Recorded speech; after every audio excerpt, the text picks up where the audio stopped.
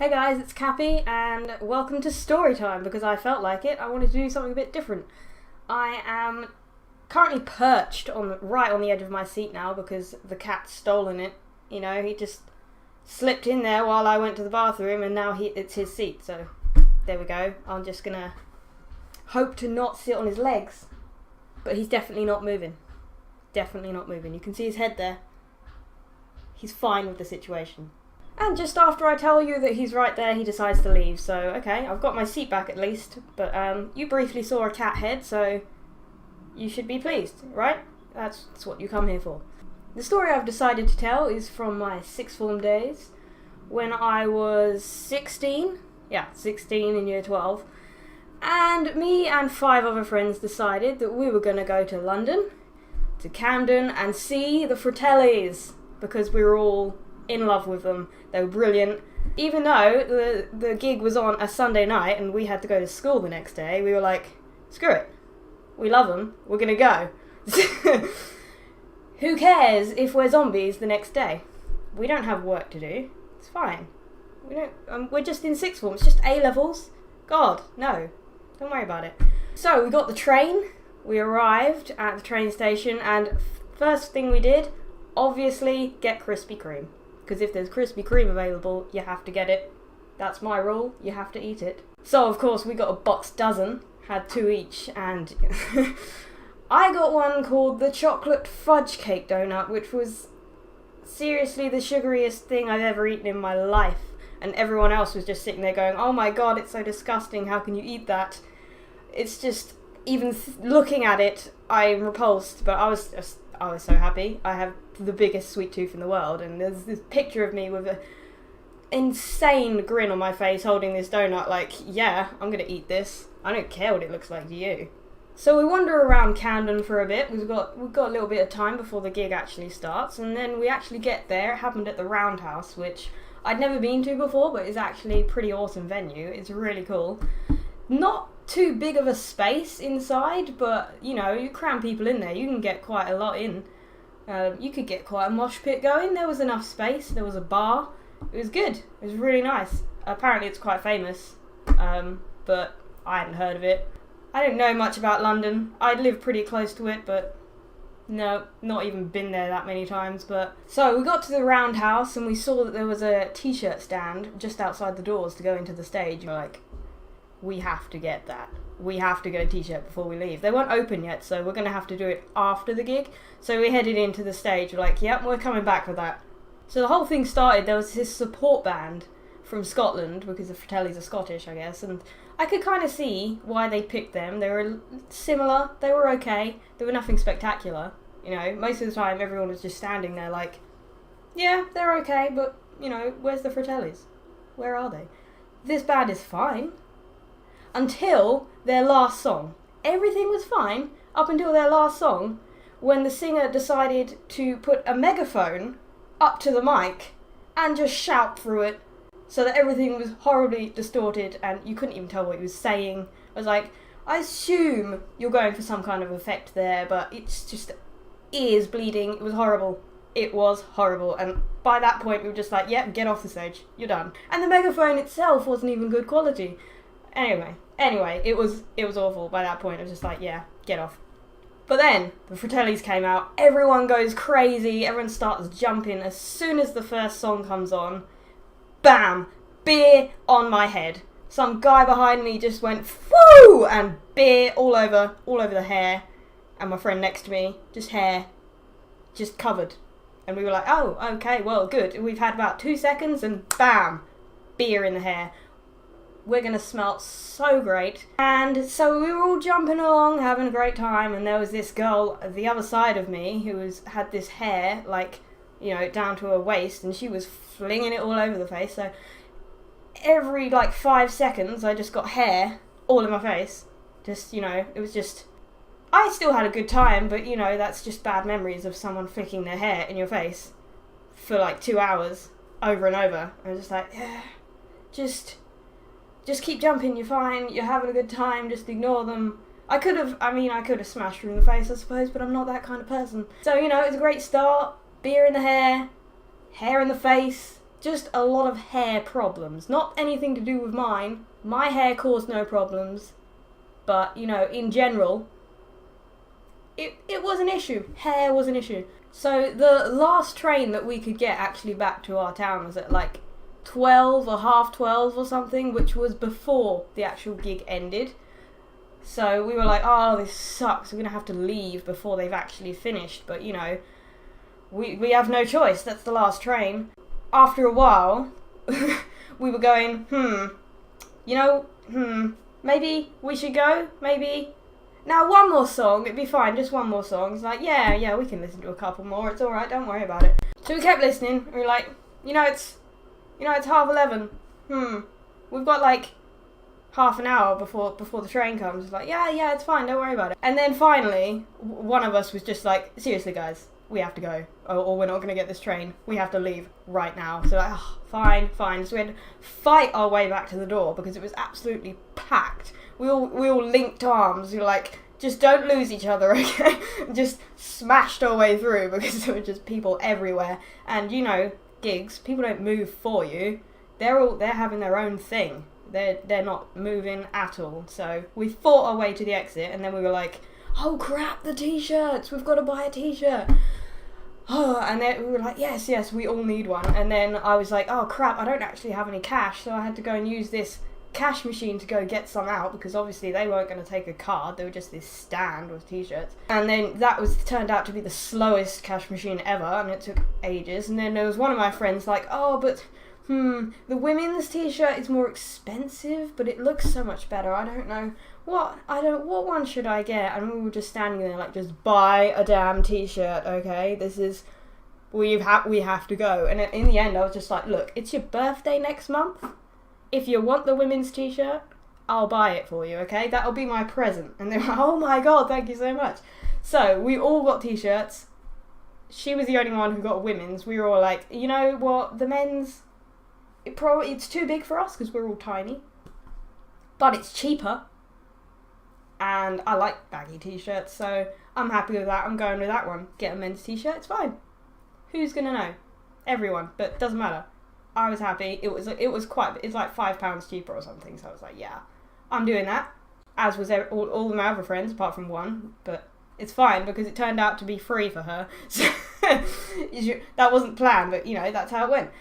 So by the time we'd done all that, we were at the t-shirt stand for ages, and we're just like, oh shit, our train is in like, I don't even remember. I mean, it was a very short amount of time, and where we were in Camden at the gig was like the total opposite end to where the tube station was. We had to get all the way across Camden to get to the tube and then get back to our train, and we were like, crap. So I don't know how far it is, like a mile or something maybe? I don't know. But it was damn far.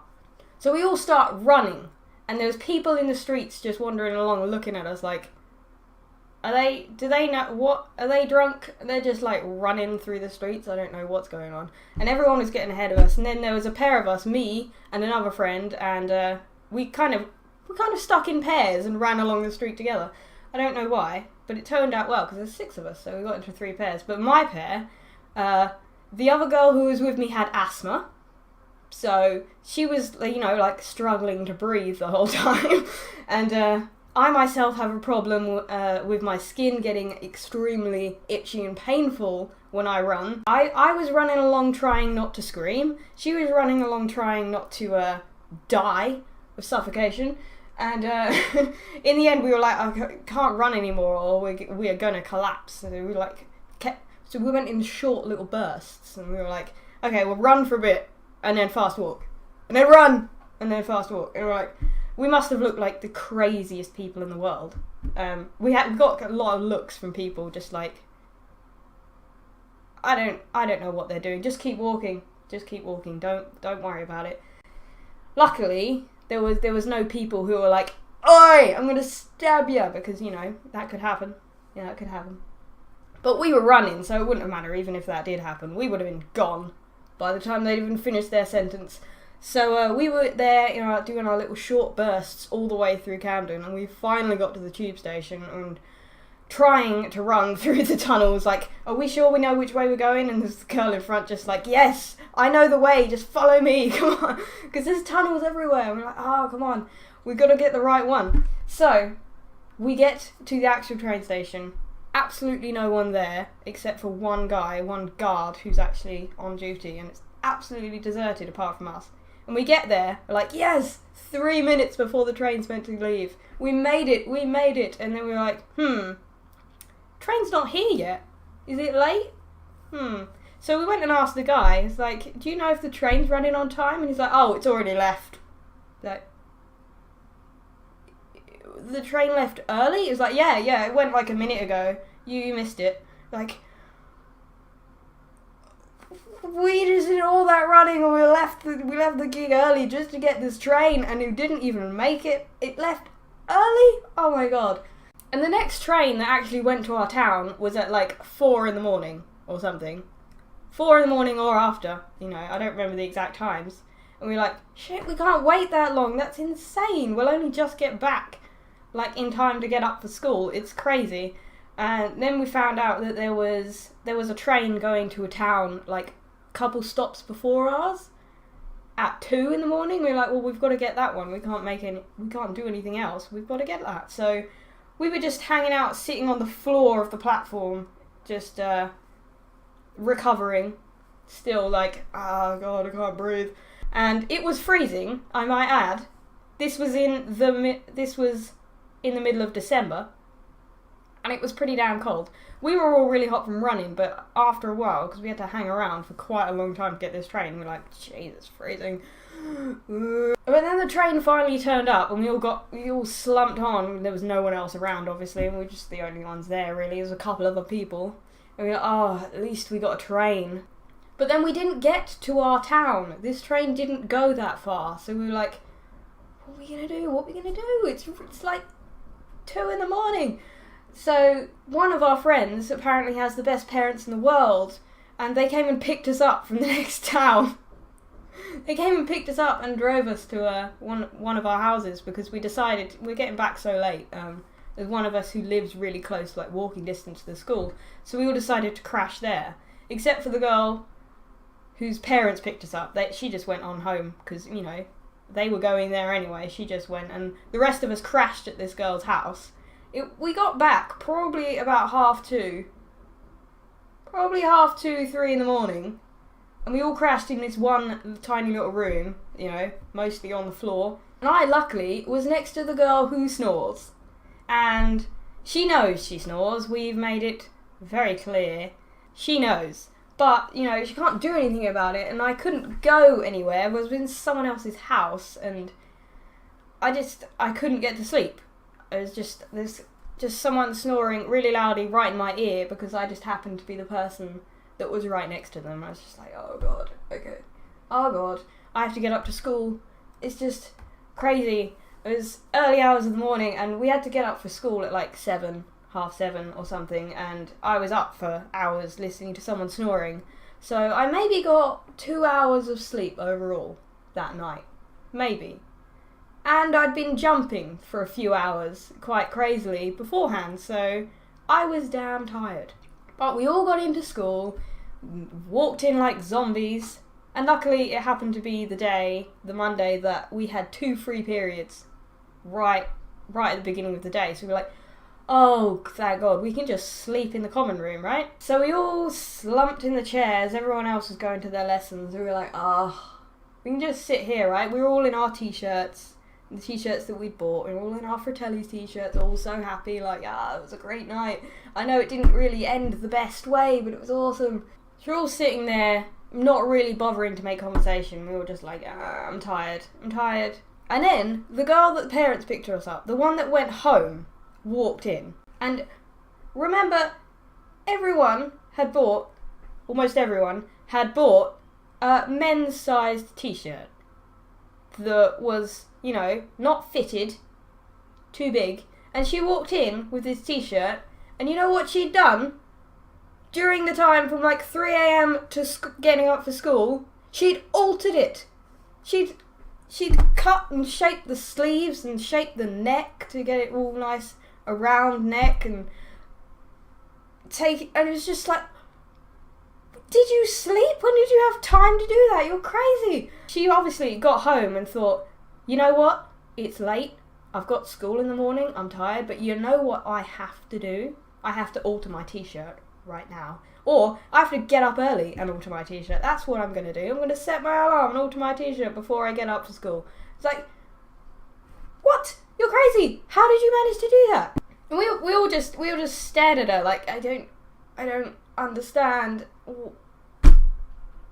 I don't get it. So basically, I guess the point of this whole story is to tell you that I have a friend with superpowers.